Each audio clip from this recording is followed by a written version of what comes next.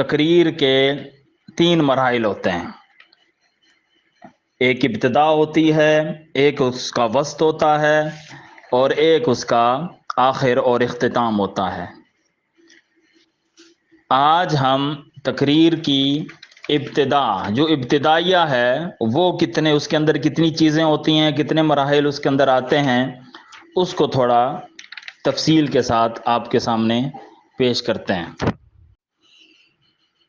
جی، ابتدائیہ. جب ہم تقریر کی ابتدا کرتے ہیں تو ابتدائیہ وہ ہمارا 5 چیزوں پر مشتمل ہوتا ہے. حضرات علماء کرام، تقریر کا ابتدائیہ کل آپ کو بتایا تھا، تقریر کے 3 حصے ہوتے ہیں. ابتدائیہ ہوتا ہے، پھر اس کا درمیان وسط ہوتا ہے، پھر اس کا اختتام ہوتا ہے. تو جو ابتدا ہے تقریر کی بگننگ ہے، تقریر کا آغاز ہے، اس کے اندر 5 چیزیں شامل ہیں.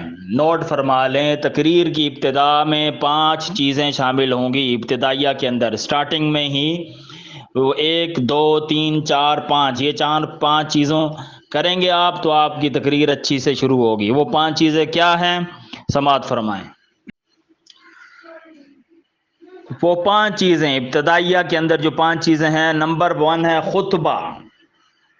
نمبر 1 ہے خطبہ. ابتدائیہ کا جو پہلا حصہ ہے وہ خطبہ ہوگا. عربی میں جو آپ خطبہ پڑھیں گے، نحمدہ و نصلی سے جو آپ سٹارٹ کرتے ہیں اور خطبہ پڑھیں گے، اس کے بعد آپ نے قرآن پاک کی آیت کی تلاوت کرنی ہے اپنے موضوع کے مطابق. جس آیت کا آپ نے انتخاب کیا ہوگا، جن آیات کا 2 3 جتنے بھی ہوں گی، ان آیات کی آپ تلاوت کریں گے. نمبر 3، تلاوت کے بعد آپ نے اشعار پڑھنے ہیں اپنے موضوع کے مطابق.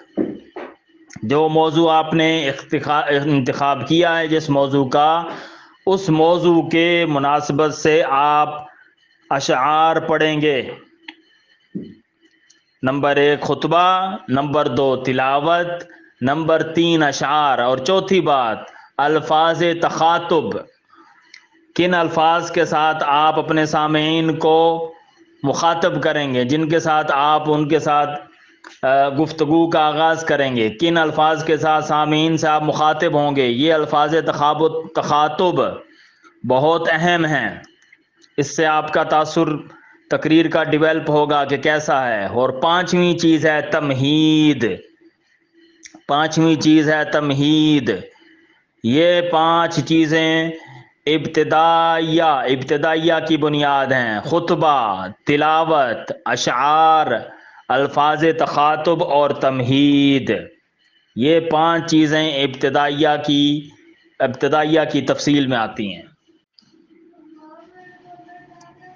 معزز و محترم علماء کرام، یہ 5 چیزیں جو آج آپ کو بتائی جا رہی ہیں، خطبہ، تلاوت، اشعار، الفاظ تخاطب اور تمہید، ان کو تھوڑا ڈیٹیل میں پڑھ کر تو انشاءاللہ آج رات یا کل صبح ان کا پریکٹیکل بھی آپ کے سامنے پیش کیا جائے گا کہ خطبہ آپ نے کیسے پڑھنا ہے، تلاوت کا انداز کیا ہو، تلاوت کے بعد اشعار، اللہ تعالیٰ کے اس میں گرامی آئے گا تو وہ کیسے الفاظ کے ساتھ آپ نے لینا ہے، نبی کریم علیہ الصلوۃ والسلام کے اس میں گرامی کو کیسے ادا کرنا ہے، الفاظ تخاطب، لوگوں سے آپ نے کن الفاظ کے ساتھ مخاطب ہونا، اور تمہید. یہ ساری چیزیں انشاءاللہ پریکٹیکل کر کے ابتدائیہ اس کی ویڈیو یا آڈیو بنا کر آپ کے سامنے پیش کی جائے گی. محترم علماء کرام، آج ہمارا دوسرا دن ہے کورس کا اور الحمدللہ ہم تقریر کے اندر داخل ہو چکے ہیں. اور انشاءاللہ کل آپ سب جو آخر میں یہ چیزیں بتاؤں گا آپ کو، خطبہ، تلاوت، اشعار، الفاظ تخاطب اور تمہید، اس کا پریکٹیکل کر کے دوں گا. ان سب کی آپ سب نے مشق کر کے اور ریکارڈ کر کے مجھے بھیجنا ہے تاکہ آپ لوگوں کا سبق پریکٹیکلی شروع ہو جائے. آپ بولنا شروع کر دیں اور آپ ریکارڈنگ کر کے ہمیں بھیجیں تاکہ پتہ چلے کہ آپ کا انداز کیسا ہے اور آپ کیسا بولتے ہیں. جی، اب انہی 5 چیزوں کو جو ابتدائیہ کے اندر آتی ہیں ان کو تھوڑا ہم ڈیٹیل میں لیتے ہیں. نمبر 1 ہے خطبہ. خطبہ پرسکو الفاظ کے ساتھ ہونا چاہیے. ٹھیک ہے، اس کا پریکٹیکل انشاءاللہ آپ کو دے دیں گے۔ اچھے الفاظ کا انتخاب کر کے، جو عربی کا خطبہ آپ نے پڑھنا ہے نحمدہ سے جو آپ سٹارٹ کریں گے، اچھے الفاظ ہوں، ان کے آپس میں ردیف ملتے ہوں اور سننے والے کو متاثر کریں۔ اور خطبے کے بارے میں آپ یہ جان لیں، اس بات کو تحریر کر لیں، نوٹ کر لیں کہ خطبے کا لہجہ ہی آپ کی آگے تقریر کے اندر آپ کا لہجہ بننے والا ہوتا ہے۔ جو انداز آپ خطبے میں اپنائیں گے وہی انداز آپ کی پوری تقریر کے اندر رہے گا۔ خطبہ اگر آپ نے اونچی آواز سے پڑھا ہے، جوشیلے انداز سے پڑھا ہے، تو پوری تقریر آپ کی پھر وہ اسی انداز سے جائے گی۔ خطبہ کا انداز آپ کی تقریر کی راہ کو متعین کر دیتا ہے کہ آپ نے کس انداز میں بات کرنی ہے۔ لہذا خطبے کو اپنے الفاظ کو کنٹرول کر کے پڑھیں، جس انداز سے پڑھیں گے آگے اسی انداز سے پھر آپ کی ساری گفتگو نے اسی کو فالو کرنا ہے، اسی انداز کو فالو کرنا ہے جو انداز آپ نے خطبے کے اندر اپنا لیا ہے۔ نمبر 2، تلاوت قرآن پاک آپ کریں گے۔ جس آیت کا انتخاب کیا ہے آپ نے وہ آیت آپ پڑھیں گے۔ ان اللہ وملائکتہ یصلون علی النبی، ساتھ میں آپ نے حوالہ دینا ہے، اور حوالہ سپارے کا حوالہ نہیں دینا کہ 22ویں سپارے میں اللہ تعالیٰ کا ارشاد ہے، 7ویں سپارے میں اللہ کا، نہیں، حوالہ دینے کا طریقہ نوٹ فرما لیں۔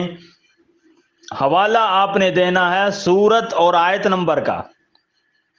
سورہ احزاب آیت نمبر 56، سورہ مائدہ آیت نمبر 7، رب تعالی سورہ بقرہ کی آیت نمبر 35 میں ارشاد فرماتا ہے، یوں آپ نے حوالہ دینا ہے۔ اللہ رب العزت سورہ انفال کی آیت نمبر 36 میں ارشاد فرما رہا ہے، پھر آگے آپ آیت پڑھیں گے۔ اللہ رب العزت سورہ بنی اسرائیل کی آیت نمبر 1 میں ارشاد فرما رہا ہے۔ یہ حوالے کا طریقہ ہے، سپارہ نمبر نہیں چلے گا بلکہ سورت اور آیت نمبر، سورت کا نام اور آیت نمبر آگے بتائیں گے۔ یہ انٹرنیشنل سٹینڈرڈ ہے حوالہ دینے کا۔ آیت نمبر جب آپ بتائیں گے، سورت کا نام بتائیں گے، تو اس سے بہت اچھا تاثر جائے گا، عوام کے اندر اس کا ایک تاثر جائے گا اور لوگ سمجھے کہ ہاں واقعی کسی عالم سے ہم گفتگو سن رہے ہیں، اور پوری تحقیق کے ساتھ جو آیت نمبر بھی بتا رہا ہے، مطلب یہ کہ شخص مطالعہ کر کے آیا ہے اور یہ کچھ جانتا ہے۔ تلاوت کے بعد تیسری چیز ابتدائیہ میں آتی ہے اشعار، آپ شعر پڑھیں گے، اور شعر آپ اپنے موضوع کے مطابق، جو آپ کا موضوع ہوگا اسی موضوع کے مطابق آپ اشعار کا انتخاب کریں گے۔ جس موضوع پر آپ نے گفتگو کرنی ہے اسی موضوع کے مطابق آپ اشعار کا انتخاب کریں گے اور اشعار لے کر آئیں گے۔ تاکہ اشعار کا فائدہ کیا ہوگا؟ اشعار کا مقصد ابتدا میں اس لیے ہوتا ہے کہ اپنے موضوع کا مقصد اشعار کی صورت میں عوام تک پہنچ جائے۔ آپ جو کچھ بیان کرنا چاہتے ہیں وہ اشعار کی صورت میں لوگوں تک اس کا پیغام پہنچ جائے گا، اور فائدہ یہ ہوگا کہ عوام موضوع کو اچھے طریقے سے سمجھ جائے گی کہ آپ کیا بیان کرنے جا رہے ہیں۔ عوام کا ذہن بن جائے گا، ان کی ایک سوچ ڈیولپ ہو جائے گی کہ جو اشعار پڑھے ہیں اسی موضوع کے مطابق ابھی گفتگو ہونے والی ہے۔ اور اشعار کا فائدہ یہ ہوتا ہے کہ لوگ شعروں کو توجہ سے سنتے ہیں، لوگوں کی دلچسپی بڑھ جاتی ہے اشعار سن کر، تو یہ اس لیے اشعار ضروری ہیں۔ لازمی طور پر 5-6 اشعار لازمی آپ انتخاب کریں، اور انہیں آپ خطبہ تلاوت کے بعد آپ نے اشعار پڑھنے ہیں۔ جی، چوتھے نمبر پر ابتدائیہ کا جو چوتھا حصہ ہے الفاظ تخاطب، آپ نے کن الفاظ کے ساتھ لوگوں سے مخاطب ہونا ہے۔ اگر آپ یوں کہیں گے، مثال کے طور پر، میرے پیارے بھائیوں اور بزرگوں اور دوستوں، شعر پڑھ لیے، اس کے بعد آپ مخاطب ہوئے لوگوں سے، میرے پیارے بھائیوں، بزرگوں اور دوستوں، ان الفاظ کا لوگوں پر کوئی تاثر نہیں جانے والا، کوئی اثر نہیں ہونے والا، لوگ آپ سے بالکل بھی متاثر نہیں ہوں گے۔ یہ الفاظ سن کر کے میرے بھائیوں، بزرگوں اور دوستوں، وہ یہی سمجھیں گے کہ شاید کوئی تبلیغ کرنے والا بھائی آ گیا یا کوئی اصلاح کرنے والا بتا آ گیا۔ یہ مقررانہ انداز نہیں ہے، خطیبانہ انداز نہیں ہے، اس سے کوئی آپ اچھا تاثر قائم نہیں کریں گے۔ جی، تو پھر آپ نے کون سے الفاظ کہنے ہیں؟ الفاظ تخاطب کون سے ہوں گے؟ الفاظ تخاطب آپ کہیں گے قابل صد احترام بزرگوں اور ساتھیوں، قابل صد احترام، یا آپ کہیں برادران اسلام، برادران اسلام، آپ کہیں ارباب علم و دانش، ان الفاظ کے ساتھ تخاطب کریں۔ معزز علماء کرام، معزز علماء کرام، اس شہر کے معزز ساکنان، میرے غیور نوجوان ساتھیوں، میرے غیور نوجوان ساتھیوں، ان الفاظ کے ساتھ آپ مخاطب ہوں گے تو آپ کے الفاظ کے اندر جان ہوگی، آپ کے الفاظ اثر رکھیں گے اور سامعین کو متاثر کریں گے۔ سمپل سادے الفاظ سے کوئی توجہ آپ کی نہیں حاصل کر سکے گا۔ جی، الفاظ تخاطب تقریر کو مؤثر بنانے کے لیے بہت ضروری ہیں۔ اگر آپ چاہتے ہیں کہ آپ کی تقریر کا اچھا امپیکٹ ہو، لوگوں کو ذہن عمل کے لیے آمادہ ہو، لوگ آپ کی بات سن کر کچھ کر گزرنے کے لیے تیار ہو جائیں، تو پھر یہ عام اور سادہ الفاظ نہیں چلیں گے۔ میرے پیارے بھائیوں، اسلامی بھائیوں اور میرے بزرگوں، میرے دوستوں، میرے ساتھیوں، میں آج آپ کے سامنے نہیں، یہ ان الفاظ کے ساتھ نہیں، قابل صد احترام بزرگوں اور غیور ساتھیوں، نوجوانوں، ان الفاظ کے ساتھ آپ مخاطب ہوں گے تو آپ کی بات کے اندر اثر ہوگا۔